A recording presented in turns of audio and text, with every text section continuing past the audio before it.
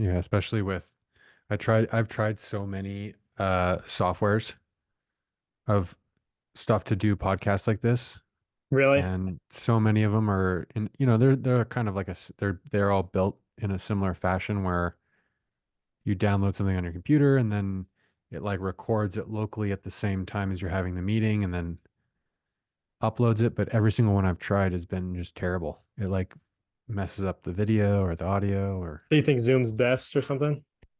in terms of just being like most reliable and for something that actually records the meeting. Like, yeah, Yeah. it's kind of annoying, but Yeah, you'd think there'd be a better alternative, honestly, at this point with how much, online podcasts there are. But yeah.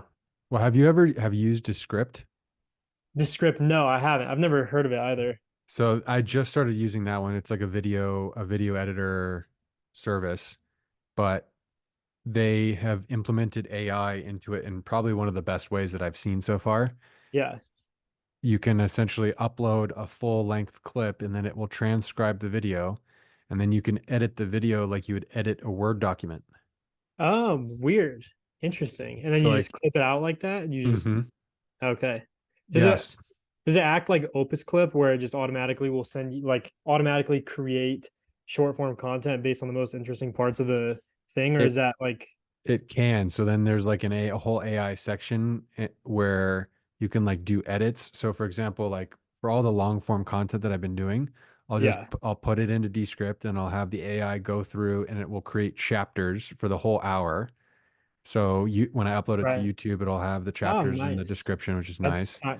yeah. So such a time saver. And Hmm. then let's see, it can do like the description and everything. And then there's a part where you can be like, I want you to find a good clip or something, and it will tell you a time. And then let's say I want to take a clip out of that big section. All I have to do is highlight the text and then like That's add to pretty new sick. clip. And if I'm filming in horizontal, I can one click make it into a vertical. Like Right. they've thought of a lot of things. And the reason I mentioned it is because they bought a company called Squadcast, which is one of these platforms that is supposed to be like a Yeah. record On your long form podcasts. and it'll automatically go into Descript and then yada yada. But Yeah. Huh. Descript. Yeah, I'll look at that because I mean, especially as I build more long form content, especially like podcasts, because I'd like to do more podcasts. Like hmm it's definitely one avenue that I'm lacking in. Because you could get so much short form content from your podcast. I mean, it's like I always like, listen to Gary Vee and it was just like, oh, literally just record on podcasts and then take that, as turn that into short form and then boom, you have your full entire, um, content distribution kind of set up. But yeah, yeah, I mean, that's essentially what I wanted to do with this. Like I had no intention or idea of like branding it as anything. That's why I just called it Russ Flutterjohn Show. Like I was like, I don't even know what to call it, but yeah, all I know is I want to be consistent with it and use it for the intention of creating short form for both myself and the guest. yeah. Oh yeah. It's valuable on both sides. I mean, yeah. Yeah, so I've been working on like trying to like so I got Caleb on last week and we were trying to like tee each other up for like, oh, what do you think about this? What do you think about that? And Yeah. just keeping it like super light and just general conversation, seeing how things are going. And Yeah, I like it that way. I don't know. I feel like the conversations we've had good conversations in the past. Like I remember when the first few calls we were on is like, damn, we could have just turned that into podcasts. I know, right? There's Yeah, so I think many that's of a those I feel like that I do that and I'm like, "Ah, I wish I was yeah, recording." me too. But I mean, how are things with you? Stammer looks like things are, taking off a bit. Looks like chat's a lot busier. Seems like I don't know, things seem a bit busier. Yeah, yeah, it's been exciting. The last 2 weeks, the conversation has shifted for the third time of this year.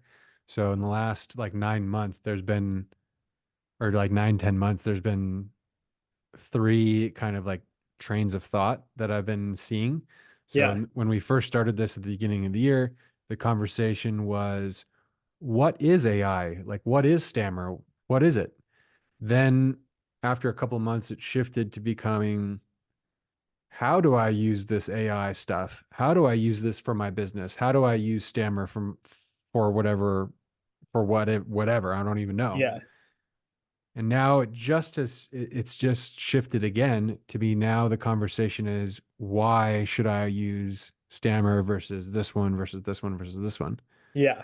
And so it's like, people are catching up. And I was That they're telling, like being educated on it now. Like they understand the use case of it. So now it's like uh-huh. you could finally capitalize on that because I don't know, that was one thing like when I first stumbled on Stammer, it was like getting to understand like how is this actually Hmm. valuable. And then once you start to, get into having your own agency, it's like, oh shit, I see now. Yeah. So that's good that you're like going through the education process of like trying to, oh shit, it's gonna decline that.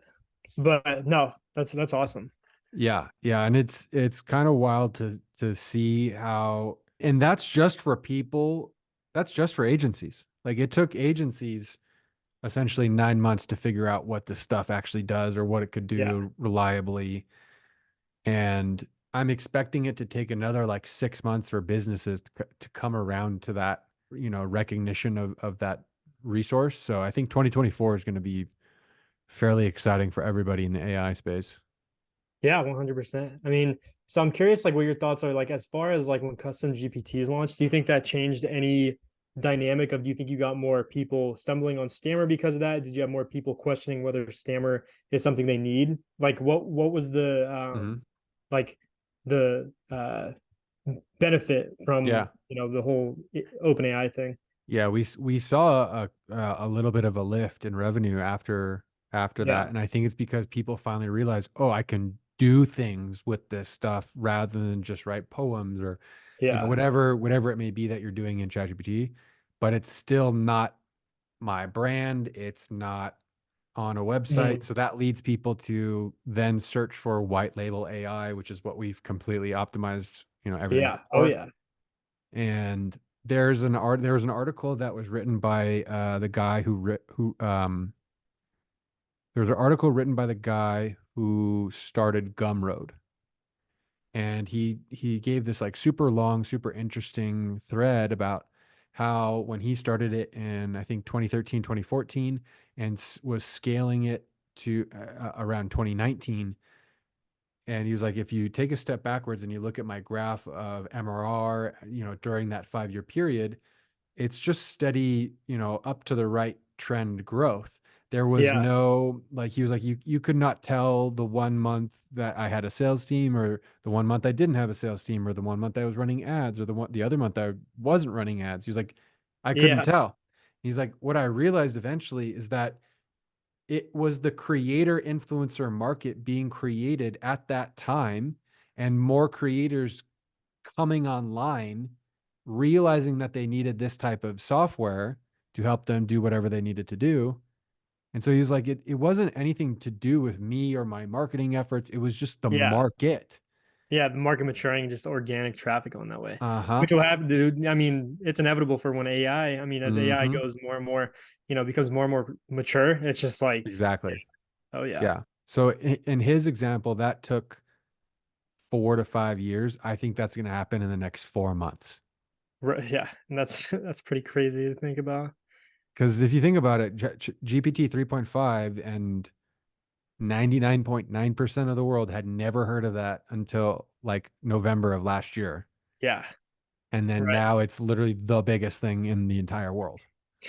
Yeah, I mean, it's yeah, wild. it's so crazy. I mean, no other. I mean, what other technology has grown that much? None. I mean, right? Like, isn't don't Yeah. they say there's no other like growth? I mean, I don't know. Yeah, Hmm. growth is just crazy. I mean, over the Yeah. last year. The only the only kind of like parallel I can draw is from back when the iOS App Store, when the App Store economy was first created. I was still so Young, young and like me too. and barely in it, but that was like my first taste of seeing like, oh, here's something new that engineers and developers are all interested in and working with because it's so exciting and new and everybody's learning at the same time. Right.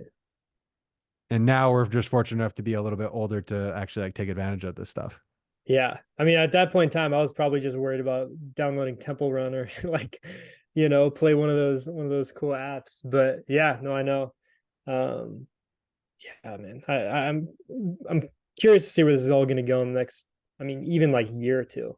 But I mean, 5 years, 10 years online, it's just going to be nuts. But yeah, I'm excited to see how Stammer grows with it. Because obviously, like you said, I mean, what other platform out there has like white label capabilities for AI? I mean, there's none. I mean, if anybody ever looks up white label AI, like boom, Stammer's like there. Yep. And I mean, nobody's even really caught on, I feel like, to try to replicate the, the thing.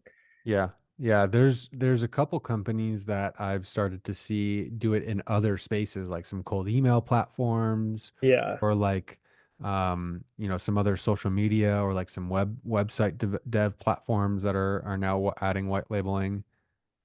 But I think in the same kind of vein as AI is coming online and being is a new thing, I think white labeling as a thing is Oh coming yeah. online and is new.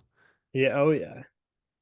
I mean, because you've been in the white label space for a while, because you've been doing the whole go high level stuff, right? For a Hmm. bit, like as far as like that's been your full time business up until the whole Stammer stuff is like doing the I mean the whole go high level, which is just crazy because go high level. I mean, like I remember hearing about Go High Level like I don't know, maybe 4 years ago from a friend of mine. And I Hmm. was helping him do sales and he was like, "Oh, Go High Level is awesome." And I didn't even know about like white label. I didn't know what white labeling was. And then once I Hmm. understood, I was like, "Oh, okay, this makes sense. This makes sense why it's so, people are raving about this thing." Yeah, yeah, It's and kind of that kickstarted that whole revolution. exactly. And those were the good old days too, like 3, 4 years ago when it was first online. I mean, it was rough at that point. Like you had to do so much back end setup yourself Yeah. I mean, almost to a fault. They have fixed so much of that now, but so much of those early problems that I was dealing with, I was like, we have to be able to have this fixed from the start with Stammer Yeah. because I mean, it's a deal breaker. There's so many times with GHL where I'm like, oh my God, like I cannot believe it's done this way, or whatever it might Yeah. be.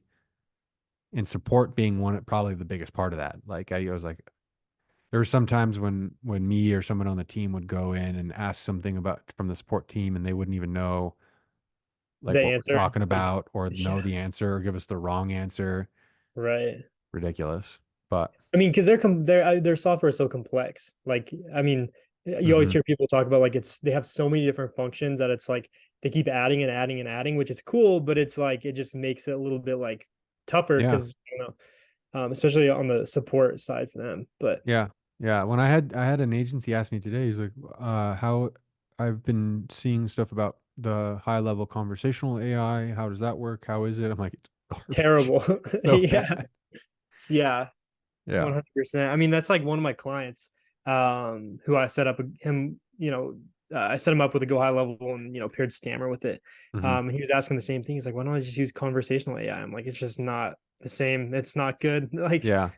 I get it that they're in like early testing phases and just like kind of beta, but yeah, Yeah. And I think that's just a testament of them having so many features, so many engineers.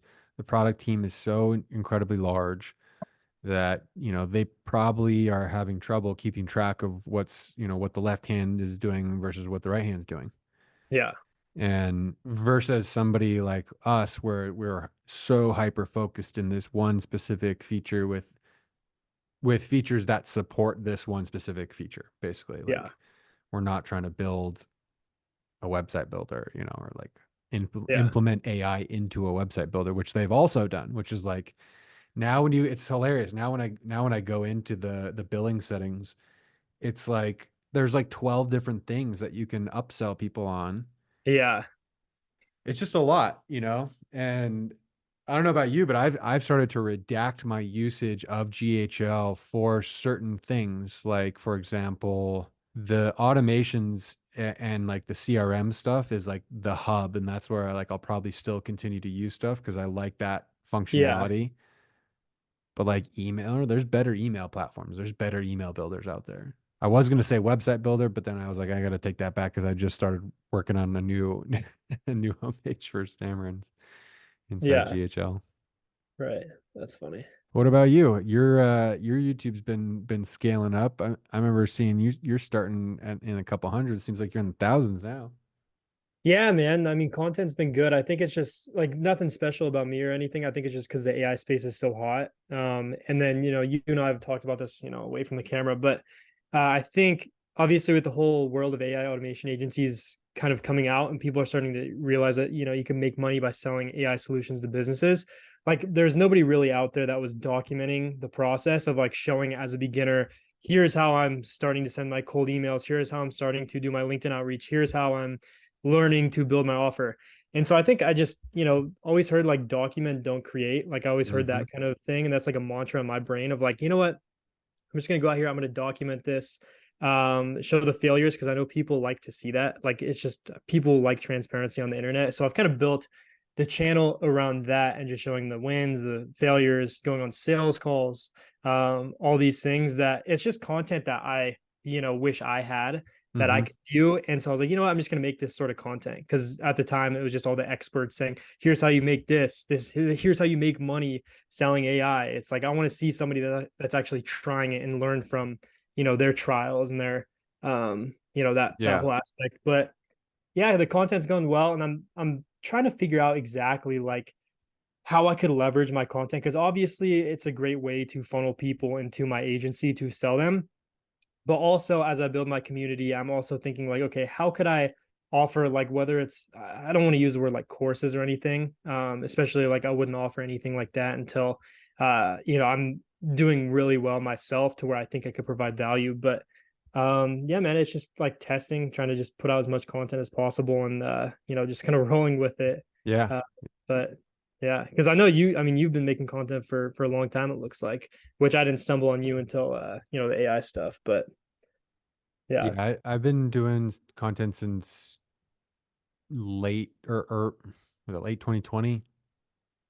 I think summer like of COVID 2020. era, COVID. Yeah, exactly. Yeah, middle of COVID. One too many videos from Gary Vee telling me to Yeah, document. I'm like, shut up. yeah. You All wake up right. and just feel bad about yourself. Okay, I'll just start making it. You know Yeah. what? Yeah. So I mean that was a catalyst. I was like, unfollow him on everything and just do my own thing. And Yeah, I mean, yeah, it's the best decision I've ever made in terms of my business career. Like creating my own audience and my own list is it's the most powerful thing ever. And I think with you and what originally kind of captured my attention is that exactly what you mentioned is your honesty and how you showcased the videos and your struggles. I remember that one video that you was like your struggles of the AI automation agency or something like that. yeah, And I was like, damn, this guy's like, this guy. I mean, it's tough to make that type of content because, yeah, like, it's easy to talk about your failures after you're successful, yeah. Oh yeah. but it's extremely difficult to talk about the failures when you're going While through you're them. failing, yeah. Hmm. Yeah, 100%. Yeah. But I mean, people are just drawn to that sort of content. Yeah. I try, I've noticed that works a lot when I show the failures, but it's like I don't want to just make structure my whole entire channel and my content around failing all the time, Yeah. So it's like I still have to like Yeah. understand that other types of content work. I'm not just trying to turn my account into like Yeah. negativity. No, no, no, no. Um, but yeah, I mean, 100%. And I just realized the power of building a personal brand. Like, so years and years ago, when I was in middle school, I was like big into playing basketball. Like I was a Mhm. huge hooper and I thought I was going to be in the NBA, which I wasn't even close. But I started making videos of like dribbling drills and just doing ball handling skill, like tricks and stuff. Uh-huh. And I remember I was like in seventh, eighth grade and I had like 35,000 followers back in like 2015, 2016 or something. Nah, 2014, 2015. And I mean, I was, in middle school. And so I built a personal brand, but I didn't even think about monetizing. Back then, I Yeah. mean, there weren't influencers on social media really. Like you wouldn't think of them as an influencer. Yeah. And so I always like kicked myself because one day I just was like, you know what? I'm tired of this. I just got rid of my account. And then I always had people ask, man, why did you not keep that? You could have Oh turned that into a no. legitimate business. Yeah. And so I'm kind of taking notes from then. And now I'm like, you know what? I'm just going to build content around business because that's now what I'm interested in. It's Yep. not Perfect. basketball anymore. It's business. And then build a personal brand that way. And then don't be stupid and actually find a way to monetize it. Yep. But yeah, so that's been a journey in and of itself, like the whole content stuff. And then pairing that with trying to build a business, it's just, it's tough, but it's a path I don't want to go down because I know long term, I mean, that's the way to kind Mm. of win in today's day and age. Yeah. Has YouTube been the main platform? Or have you done stuff on Instagram, TikTok, Twitter? For the AI stuff, like personal brand as of now, it's all been just through YouTube, Hmm. which I should probably be better about diversifying, especially the short term content of like building on TikTok and Instagram, since I could just repurpose the shorts and stuff I do. But yeah, it's just been solely focused on YouTube simply because I just feel like building a strong audience on YouTube is kind of super valuable because the Hmm. long form stuff, whether you throw in brand deals or whatever, it's just like I don't know. I feel like that's a way to go as far as like community building. Definitely. But definitely, I because you're big on Instagram, and that's one thing that I could take notes from, because it seems to be something that's helping you win. But yeah, just It was YouTube. Yeah, it was useful. It was useful for me. I mean, it's extremely useful for me just for that social proof fact Yeah, alone. Um, but I'm in the same thought process, like building the YouTube audience, as long as you keep YouTube happy and you don't get community strikes and yeah, don't make content that they don't like, which is a whole nother story. yeah, um, that's probably the most powerful and most like it's the most power, and that's actually the one that Caleb said too. Because I asked him the same thing. I was like, what platform are you looking forward towards more in 2024? And it's YouTube. yeah. Oh yeah, Yeah. And I mean, my goal for this year was YouTube, but then I wasn't necessarily expecting to start a SaaS company, but now that whole, that yeah. started. So 2024 for me is also YouTube, and then continuing to repurpose my content from socials and short form to YouTube, because that essentially for me that's how I've grown my YouTube from now, is just repurposing my The short Instagram form. Reels. Yeah. Yeah, YouTube Shorts has been really interesting. I've noticed that's been a huge drive for me too, Hmm. especially early on when I had a couple hundred subscribers. I mean, I noticed I'd post a short before I'd go to bed, and it wouldn't do anything crazy. It'd get like 1,000, 2,000 views, and the next thing you know, I'd be like, oh damn, I just gained 100 subscribers, 150 subscribers overnight just through my the short. But I mean, and then also like it's just interesting with like the search aspect too, because like if you look up like AI automation agency, not a ton of people make shorts on that, and so I'm like one of the first people that pop up when you're scrolling AI automation agency. So there's like the main YouTube videos, which I'm not usually on there, but the shorts I'm usually one Hmm. of the first on there, and so I think people stumble on me through that, just with me trying to take advantage of the YouTube SEO and Yeah. just trying to optimize for AI automation agency. Boom, come to my channel. But Yeah. One of the things that I think a lot of people don't necessarily consider, and I do this all the time now, is how I use YouTube as my search engine for certain things. oh yeah, big time. And and if you compare that with like, you can't do that on Instagram. No, no, You yeah, can kind of do that on TikTok a little bit, but right, not really. And YouTube is is the number two most yeah. I visited think it is website in number the two. world. So it's like, well, yeah, no duh. If you can, like, yeah, Yeah, SEO for YouTube and optimizing for all that stuff makes a lot of sense, especially with it going up and to the right. yeah, exactly. Especially around a niche that is only not even a niche at this point. It's a massive, talking point in cold pop culture, with Mm-hmm. AI.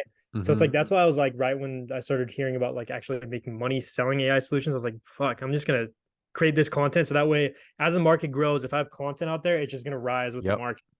Um, Exactly. which is obviously what you're trying to do with the white label aspect for like the offer for Stammer. Mm-hmm. But I'm curious, like, because how are you balancing creating content for Stammer and then creating content for your personal brand? Like, which side would you rather um like prioritize? Yeah. I've weighted it like 95% personal brand, 5% Stammer. Yeah, And so Stammer's all repurposed content, like 100% repurposed content. So it's like the office right. hours calls that then get cut into 3 to 4 clips a week. That is what keeps the account active. And that's Yeah, all that really needs to be. It's just, oh, are they active? Are they there? Like, yeah, we post consistently, yeah, and hopefully it's an interesting, piece of content, but the goal of that is just that social proof. We're active, we're here, we're like, right. we're not just a zero put. Like, there's so many AI related accounts and things that you go to, and they're like, I am a founder of this AI company, and you go to the thing, it's zero posts, zero Yeah. followers, like one person followed, which is the person. It's like, Yeah. all right, like, Yeah. Yeah, man. I mean, that's yeah. But content interests me. I mean, that's one thing since I've been doing this, I really like making the content. hmm I don't know if I just say that because it's been performing well off the bat. Like I haven't had any issues. Like I haven't run into the, starting my YouTube and, making my first video and having, 5 views and then doing that for the next 10 views. Luckily I got or yeah. next 10 videos. Luckily I got pretty lucky and it started to get boosted pretty early on. And then I mean, but that brings its own kind of struggles because then it's like, okay, how do I create my actual structure, my offer for my agency, so that way when I get this traffic from my YouTube content, I have somewhere to push them to actually make money for my business. And that's one thing that's been a little bit of a struggle because especially documenting the beginning of starting my agency, hmm how many people want to work with somebody who's a beginner starting their agency? They want to work with the expert, which is I'm trying not to make the expert type content. So that's been kind of a, something I'm trying to balance and Yeah. figure out. But That I think will come with time, unfortunately. yeah, And as long as you're consistent, you'll have that backlog of being like, oh, because I use this term experts lightly, whereas they were just a few months ahead of that process right. in terms of posting about it to where now they're, so Yeah, I think the work and the use cases that you have been working on allow you to make that claim a little bit easier than certain others. And then yeah, now that you have a backlog of content, and kind of similar to us, like when we have new people that come in and they're like, "Oh, are you, how new are you guys going to be around?" Or I'm like, "Yeah, go look at our change log and our release schedule. Like we've done one release every right. week for the last like 6 months. Yeah, So we're here to stay. we're here. Yeah, we're here. And like you can, stay tuned because there'll be one next week." Yeah, right, And kind of same with the content too. I recently just got this green screen and testing a new format with my content. So like I've been using OBS because I just read an article or saw a post from Adam Mesarich that Instagram will now have stream key live streaming, so I can connect it to my OBS and use my green screen oh and like nice, do content in that way. And I've been testing it out and recording a few videos in that format right, rather than any other format that I've tried in the past. And I don't know, it's quite interesting. I'm trying to keep things fresh for my content and testing new styles and new strategies. right. I always Yeah, try I to. like I like how broad you are with your content. You're more like I don't know, because I'm super niche focused, which I want to get away from. Like, I don't want to just be the AI automation agency guy. I'd like to just like make content around like new AI stuff coming out, and I don't know, drive traffic from the whole bigger pool of people that are interested in AI or just business, entrepreneurship, that sort of stuff, rather than just having this small pool. So that's one thing I kind of take notes a bit from you, is just how you are super broad with it. I mean, I don't know. I know one guy. I've seen that you follow him on Instagram. I see you like his post. What's his name? Roberto. What's his name? RP Nixon, Yeah, Roberto. he's got Yeah. the best content, like crazy. hmm But yeah, I like how you're kind of going through that. You kind of going for that style of like covering bigger, like AI tools that come out, or like, I don't know, just stuff like that. Yeah. Yeah. He's a top tier creator. I was on a call with another creator yesterday, and we were talking about how there's like this kind of cohort, at least on Instagram, there's like a cohort of creators that are, kind of in this space. RP Nixon, Digital Jeff, Power AI, Kane Calloway. There's like a couple guys that are all kind of like doing this, and it's not the like, hey, like I'm like it's not like a character, so to speak. Yeah. It's Oh more yeah. kind of reserved and like this is what this does, or something like that. Yeah. That's a funny way to think about it. But my This is the radio. Yeah. Put my radio voice on. Yeah. Any other AI tools that have been on your radar, speaking of? Let me think. I mean, not really. I probably need to explore a bit more. I feel like I'm not in, I don't know, I need to educate myself more on different tools. I've kind of just like been sticking with like the stammer stuff and then go high level and then just, pairing that with my offer. Hmm. But no, not really. What about you? You seem like the guy that's more up to date on that sort of stuff. I mean, trying to keep my eyes open. I am kind of, in that same vein of keeping focused on developing Stammer. Yeah. I mean, yeah, Descript, the one I mentioned earlier, that's one. There's so much you could do already, like within Stammer and GHL, especially if you're playing around with all the automation stuff and like the stuff and the flows that you can make is pretty ridiculous. Other side note, a cool video idea for you potentially could be doing like a top five review. So you could be like, here's the top five AI video editing sites or something. Yeah, true. Just give your thoughts, or just do like a sign up because that would lead to potential brand deals. Once companies see that you're doing reviews and talking about other companies, Yeah. they'll reach out to you for brand deals. I still have the one I did way back in the day, which talking about like Cody, Get Cody, and like all these other like platforms that are super. What have they been doing for the whole past year? I don't know, but Yeah. not updating their stuff. And I still get brand deals from that video. They're like, "Oh, I love your video about chatbots." Blah, blah, blah. Like, and that Right. has like 3,000 views. It has almost no views. So what you just have like some affiliate deal that you have with them, or did you get paid for like was it what was the pay structure like? For that one, no, it was just like, here's the top five AI sites that everyone's talking about. Let me just review them. Oh, okay, I see. Got it. Huh. And That's then because I had that video in the last 6 to 9 months, I've been getting just a oh, lot you're of you're saying you're people getting a lot of people reaching out to give you brand deals because of that video. because of that Oh, video. I see what you're saying. Yes, I yes, see. because they see like, oh, he's got a YouTube, he's an influencer, he's a creator. Like, Right. I'd love for him to review our site. Yeah.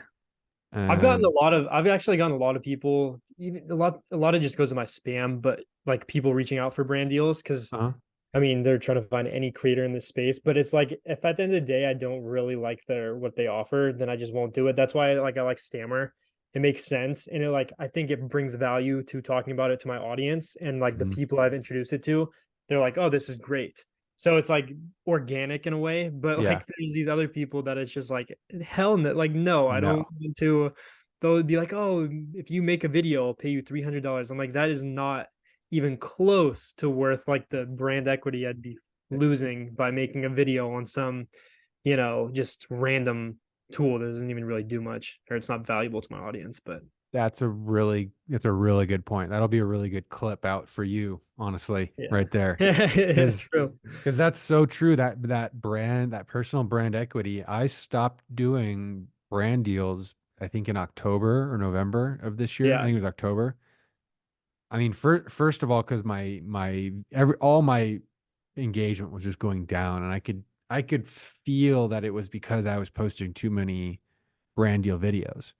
right. I was burning out too. Also, like I was having because by doing so many brand deal videos, I then had to make so much other content to make sure that my posting schedule could keep up in order to make it so I wasn't posting a branded piece of content like every other day, which at some weeks it got to that point where it was just like, Yeah. "Ugh," you Yeah, know, and yeah, the money's great, but bigger equity, picture. exactly. Yeah. You got to step back, like short term, and then with what you just mentioned, looking at them through the lens of, is this actually a good tool?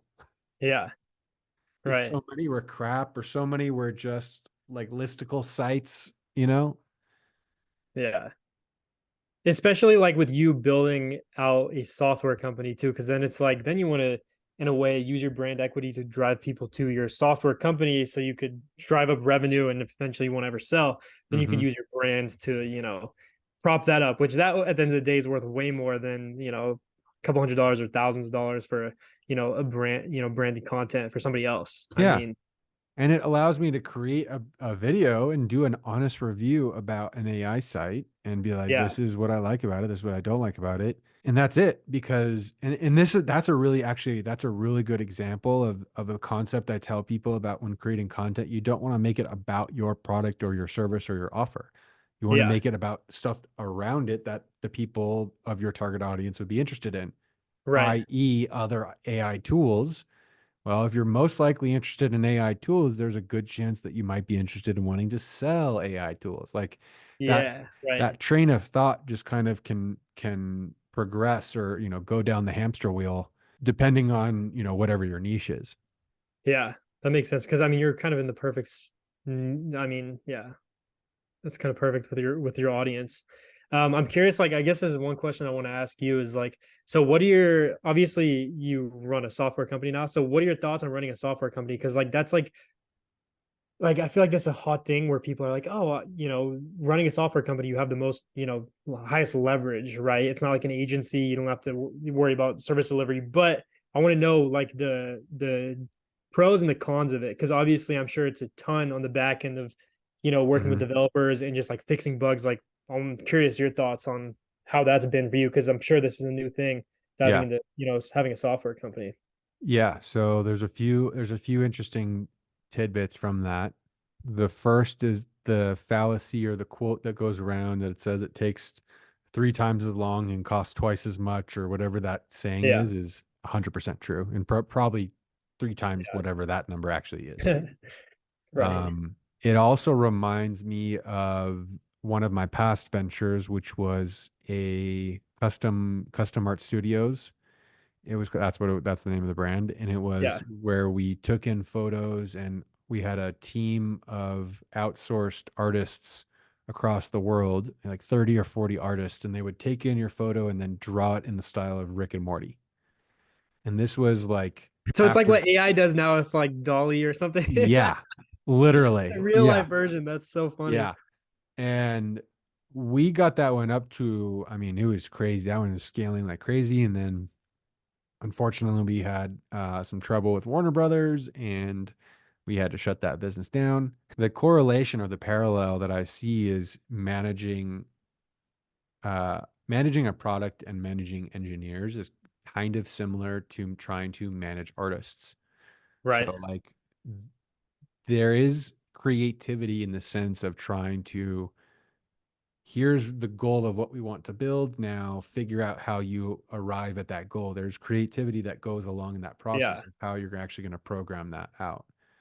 And what I've realized is instead of helping manage artists and help them getting through the flow of, here's the process, here's the information that you need to do your job, here's the instructions and criteria and all the things, like that almost directly translates to building out a software platform because Right. there's a lot of stuff that goes into product development. And I personally love it. And what I've realized is as much of a as much as I'd like to think I'm a technical person, Right. on the scale of technicality, business to technicality, I thought I was kind of on this edge, more in the tech zone. And what I've realized is even with everything that I've known in my background in development and like I'm on this end, like I'm not even Right. close. And that gap is where like 90% of founders just lack. They don't have that type of knowledge or capacity. And I don't have that. So I have a co-founder who helped fill that Right. void. That's pretty funny because I definitely would label you as technical for being like, in the entrepreneur world. Like you see, you're compared to me, like I'm not technical at all. It's like I definitely wish I had more technical side to me because it's like I'm more so just seeing opportunity. I'm like, okay, how could I just make money in any way possible? Which probably isn't the right way to look at it, but it's like as long as you get the person that could help you with that side of things. But yeah, that's funny because I would have thought that you'd be more on the technical side, but um Well, I it's guess just that's why that you get a scale. business partner. Yeah, It's that right. scale. Yeah. So like That's if I'm here on the scale, he's probably here, and then our engineers are actually over here. right. Yeah. And I would say that, my level of technicality is still above other non-technical co-founders, 100%. which Yeah. is still what I would classify myself as, a non-technical co-founder, which is not necessarily true because I'm able to have conversations about product and development, and I know the inner workings of the architecture of the Yeah. platform. So I think a lot of people that try to do something like this don't have the team. Like, in the past, I've been the middleman for a contract, to do contracts for websites and development and other things. And being that middleman product manager is essentially that back end experience that I've leveraged into this new endeavor. Like, Right. being able to take in and understand what a customer wants, and then being able to translate that and talk with a developer and make it so that way the developer knows what I'm talking about, and then be able to take what the developer says, package it up, and then tell and then Yeah. talk back with the customer, and Yeah. have that communication line be transparent for both parties, even though they're never necessarily talking to each other. Right. Yeah. Damn. Yeah, I mean, because I feel like the reason I want to bring up that question is because I feel like talking about like creating a software, people are like, oh, it's the highest form of leverage. It's the, easiest way to set like, exit a company or whatever. But it's like this. I'm just curious the things that go into it because it seems like, there's a lot of stuff that goes into it. It's way tougher than it seems. It's Um, way tougher than it seems, and if you look yeah, at look at it from like a dollar per hour, or whatever, whatever metrics. um we're also bootstrapping it too. That's another yeah, kind of facet to this whole. We don't have a VC breathing down our neck requiring us to reach 20% month over month growth, which is one of the things that I've been telling people and mentioning kind of offhand is how we're trying to invest online dollars into real world things. So a lot of my website development agency, a lot of our clients are contractors, local service based businesses, haulers, trash haulers, cleaners, handyman, stuff like that. yeah, And the value of that type of job is only going to increase as more and more people try to go into the endeavors of online online, business. yeah, And the amount of money that you're able to make in certain online or offline endeavors is far and away superior to anything you could remotely hope for in terms of success with online dollars. yeah, It's just that the market doesn't perceive that as being sexy or cool right, or, futuristic. It's just like, oh, you're just doing that. But in my opinion, I think there's going to be a shift in like in the country and yeah. just like in general. So what do you think the shift's going to be in? The thing like people are going to turn their head to the like the like I don't know if you want to call it like home service business or like the service those people are going to be more drawn to starting those types of businesses or Hmm. you think that's where Essentially, the essentially, yes. And I think it mimics the AI taking people's jobs conversation as well. yeah, The middle management white collar jobs are going to be nuked over the next 5 to 10 years, probably, yeah. because I just there's no yeah, need. We don't need people to hire other people. We need people to do the work. yeah. And if AI can do the work, then we don't need the people to, like, Yeah. it's gonna trickle up the chain Yeah. quicker than it's gonna trickle down. And I think that's where this becomes super advantageous for like plumbers and HVAC guys, and like Oh yeah. those are never going away. Like the niche that we're in is in trash hauling. There's Yeah. never not going to be a need for trash hauling, literally ever. So it's like, how do leverage this online space and what we're learning with automation and powering stuff with technology, and then leverage that for offline use for service-based businesses that are less technical or less online. And if you can create a happy kind of connection, that's, I think, one of the reasons why Go High Level is so fantastic, or so like has gotten such incredible growth, is for this specific use case.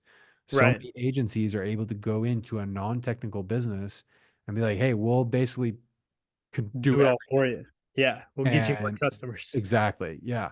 And that leads you into this kind of looking at your infrastructure, how our company's being run. It like really like, oh my gosh, we can do all this like for Yeah. $500 a month. Like, damn. That's actually such a good point that you brought that up, especially for like offering these more technical solutions, if you want to call it that, to those types of businesses.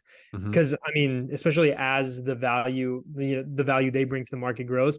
I was like having this exact same conversation or similar conversation with my mom the other day. Because I was just like talking to her about AI and she doesn't really know anything. I was like, I mean, just the jobs of like lawyers, like accountants, like they're all going to be gone. And then my dad's an electrician. He owns an electrical business. Just he's solo. Used to have 5 employees, but I'm like his job's never going to be taken away. If anything, he's going to like be able to charge so much Just more in keep the going next up. 10 Yeah. years.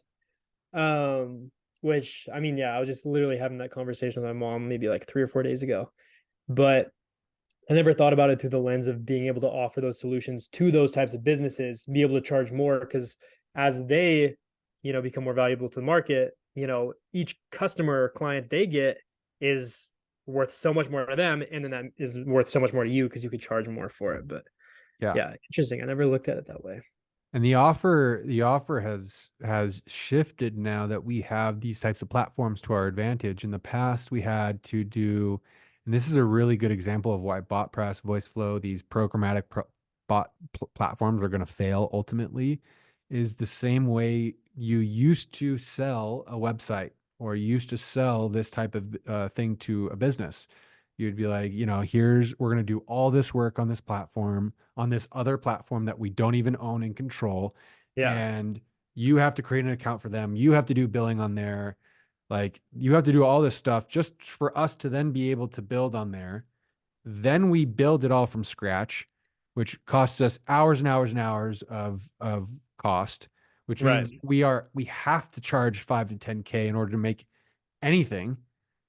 And a business doesn't want to pay that. I don't want to try. Like, it's a lose, lose, lose. Like, nobody wins in that scenario Yeah, versus where we are now, white label software, templatized almost everything.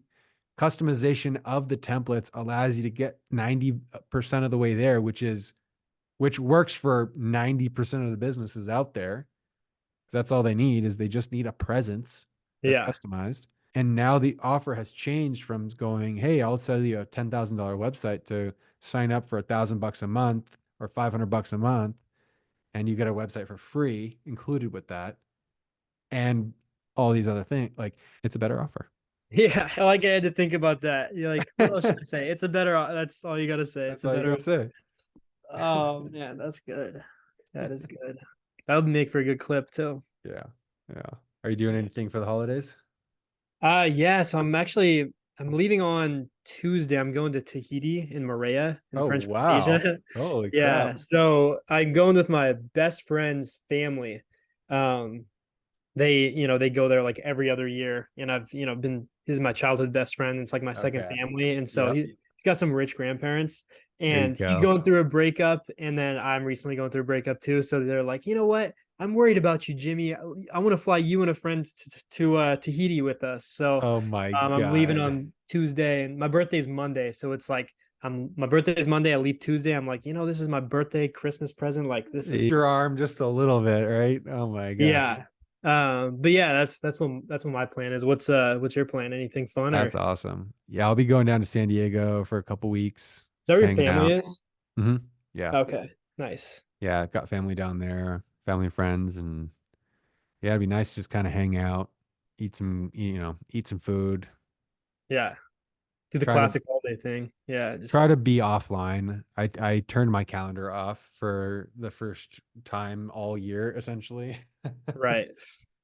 which is Could going to only be good. imagine. So I'm looking to do some good kind of like head down like internal housekeeping work over the next couple weeks. Yeah, Work on my goals for the year. Work on kind of all that stuff because I haven't had any time to do any of that yet. Any sort of prep. right.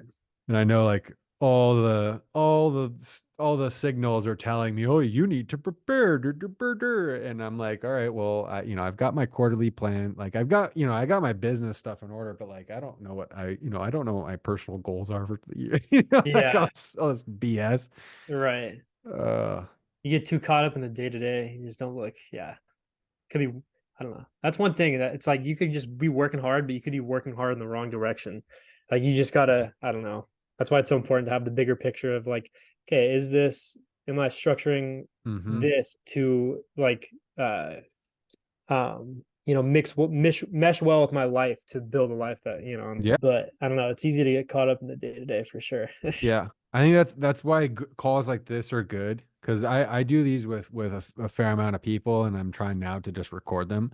But Yeah, when just bouncing those things off people that are not dumb, like have some sort of context of what it is that you're saying or what you're trying to do, and then be able to provide a little bit of insight. Like, I love that perspective of, am I going about this the right way? Am I thinking about this completely the wrong way? yeah. Like, is this just shiny object syndrome wrapped in something else? Like, Hmm. which it usually is. Yeah, I get it too much. So, what's that? Did you get a neon sign behind you? Oh yeah, so this is I don't know if I've told you, but I have a full-time sports card business. That's like what I do full time, and the YouTube and the AI stuff's like kind of the side gig until I could take over doing the card stuff. But so I Oh, work with this company called Veriswap. I have my own middleman shipping company, and essentially what that is, if you looked it up, it's like a trading online trading platform. So it's like they have their own app, and you list sports cards and memorabilia, and you could trade peer to peer with users, and they ship it to us. Which this is where my service comes into hand, and then I make sure I have both sides of the trade, ship it off to the other side, so you could make high end trades without getting hmm. scammed or having to worry about. So you're like Uh, escrow. yeah, exactly. It's a trade escrow company. And so yeah, that's my Do you get a percentage of the trade? so Veriswap, they charge like a 1.5%. I just get $5 a package. So what I'll do is, I Okay. get, 50, 60 things delivered a day. Takes me, a couple hours, and then just boom, ship them out the next day. Um, Oh, that's interesting. yeah. So I mean, that's like kind of what my full-time thing is, if you want to call it that, but it's not really full-time. It's more so like, I don't know, gives me the ability to not have to work a full-time job, and then I'm able to explore these other things like this that I Hmm. really want to, pursue. Um, Smart. but yeah, that's what the company is.